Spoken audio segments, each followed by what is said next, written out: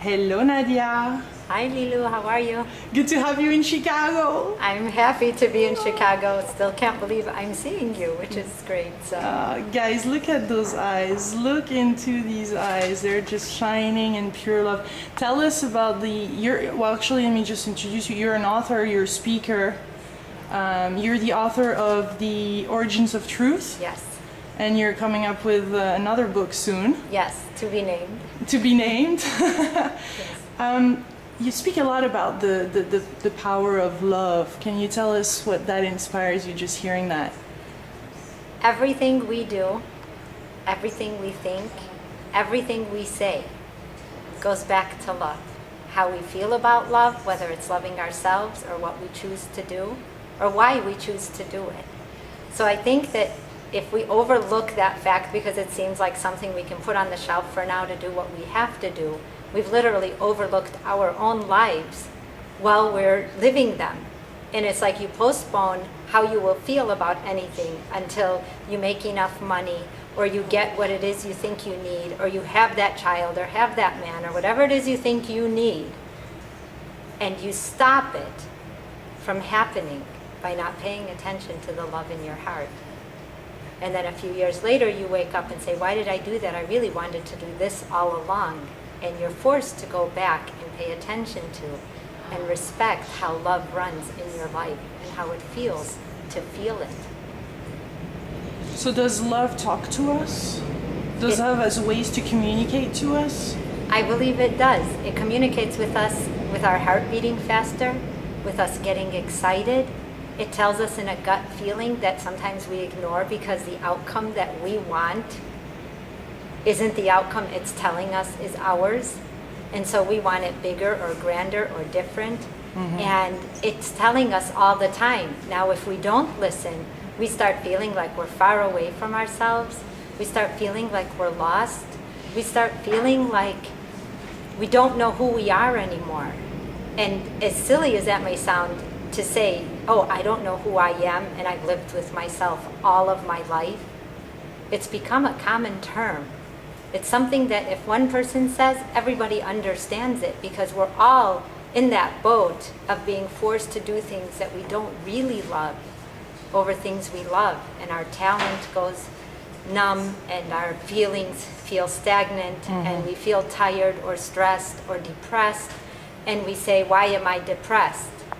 And I really believe, and I know, that if you don't pay attention to the love that you have, then nothing else in your life will be paid attention to the same.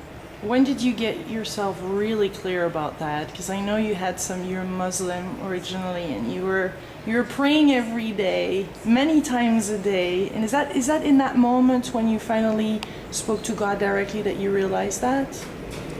I did. It happened a couple times in my life for me to even recognize how much self-love was important. Yeah. Because we have been taught over and over again that loving yourself is very selfish, because we equated loving yourself with the way ego loves us. Mm-hmm. By buying myself the right things, going to the spa, having whatever it is I thought I needed to make myself from the outside better to the world. And I was trying to do that. I, was 17 and I was learning to pray, and I wanted to be close to God because to me that was love. And I really wasn't raised as a Muslim. I was Muslim and lived culturally, but the religion itself I was not schooled in. So I did start praying the 5 times a day because I thought that would make me good and better. Mm-hmm. And happier and maybe more clear about what this love that I feel in my heart would even mean to me. And I remember rushing home from work and not having prayed all 5 prayers, and feeling pressure that I have to still pray these prayers and do my homework and then wake up tomorrow and do it all over again, and feeling like I'm chasing my tail. Like my life, what does it matter if I'm just repeating myself every day? I don't have the time to get to the love I was looking for from that. Mm-hmm. From the prayer that I thought that's what everybody does to get what they love. So that night, after doing the 5th prayer, mm-hmm. and repeating myself 5 times, it took me about an hour and some time to do. I sat on the ground and I took my scarf off and I was just like I am right now and said, I know, God, you don't want us to do this. I don't feel anything. I just did this. And I repeated it because I was in fear that if I didn't do this, I wouldn't be good or something bad would happen to me. And all of a sudden I'm contrived and I wasn't before I tried to do this. This can't be the way to you. I felt better about you before I even did this. And I felt free and I felt less pressure. And when I said all of that, I remember this warm feeling like, it's okay, all right, you figured that out. You carry this love already. You feel good already. You don't need to get it from the outside in, even love. And I realized that I had to accept things in myself before I could ever accept anything else outside of me. Otherwise, everything outside of me was going to run my life. And it was running my life. So what happened from that point forward? I felt freer to walk away from that without the guilt that gets attached to it for not doing it. And realize that we created guilt and we created fear. We created the doubt and the worry that we carry. We didn't come with that. When I was a baby, I didn't feel any of that. That was taught to me. And I really had to separate what's me and what we put there. Love is already there. It's one thing to say, it's another thing to believe. Because when you believe it, you are unable to let yourself down. You are unable to stop yourself from rising to it instead of dragging its light down to dim it to what you believe it is. Tell us about how you find out how your love is really pure, because you talk a lot about that too. Really knowing that, I mean, it can guide your life, but you have to make sure that it's authentic and pure. How did you know that? How did you? There's something I was told, and it was that 1 ounce of pure love or pure intent will overcome any obstacle, provided that it's pure. So then I thought, how do I know if my intentions are pure? I always thought they were. But what does that even mean? What is pure intent? So then I find myself in a position, and I found out what pure intent was. I was older, and it was when email started. And I liked somebody. So that person I liked, we went out on like 1 date and then we never saw each other again. But we started emailing. And I really thought that I liked this man. And about a year into us emailing, I got hit by a car crossing the street while I was at work. And I was out of work for 2 weeks, needless to say, because of that. And I was driving back to work that day. And I thought to myself, oh, I need to tell him what happened.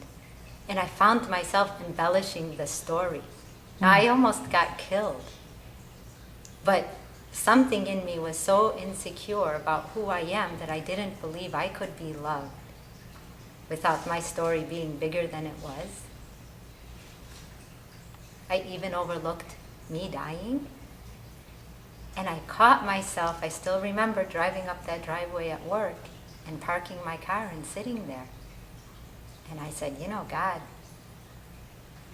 if this man doesn't come to me with pure intent from his heart, I don't care how bad I think I want him or want this, don't give it to me. I don't want someone to want me for something I created. I want to be wanted for who I am. And that's one of the first times I felt like I stood by myself and really believed in my heart that I was already okay. That having whoever it was wasn't going to change me. And it turned around how I even feel about people or men or women I started looking at people differently, that everyone is a soul, whether it comes to me as a child or a man or a woman, and that the love is the same, but the relationships are different. Someone you choose to live your life with forever, some your kids are born to you, it's, you know, the relationship is different, your friends, your family, your parents. Pure love is pure love. It never changes. It just acts differently when we need to act differently with different people. So that changed everything in how you were co-creating life. I mean, I guess, yeah, you follow now the signs, you follow the synchronicities, and you just open yourself up to whatever there is for you to do that day. Tell us about how you start the day and how you live your life now. I start the day and plan what I believe I'm going to do that day. And usually within an hour, just planning it, writing it down, most of it is done. I learn to do what I don't want to do first so that I can enjoy the rest of my day. And I really let the days happen. If someone calls me, I pick up the call. If I need to go pick someone up, I do. If someone stops me in the street, I speak. I found that the more time that I have, the more time I'm given as well. If I need quiet time, I understand that about myself. I don't try to push that. And I end up doing the things that I usually would do when I'm quiet. I've learned to trust that whatever I feel, as long as I follow it, I'm more productive than I was making myself do things that I didn't feel like doing. It doesn't mean you put off working or any of that, but your mindset really has a difference in how your day will plan out.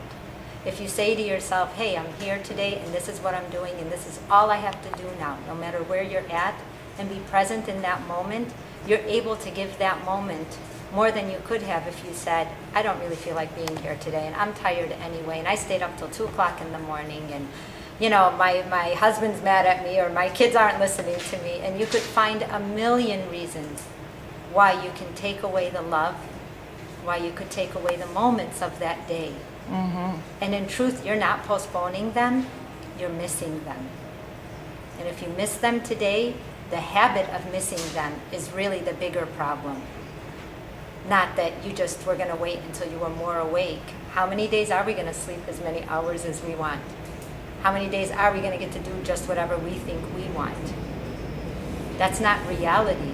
And I think that feeling pure love, and I mean pure love by trusting myself and listening, being pure to myself in that respect, has given me the balance between just the spirit and the working world and reality. Because sometimes we say, oh, well, if you're spiritual or whatever, you're all the way over here. No money, no this, no that. And if you're working, you're all the way over here because you have to shut out your feelings.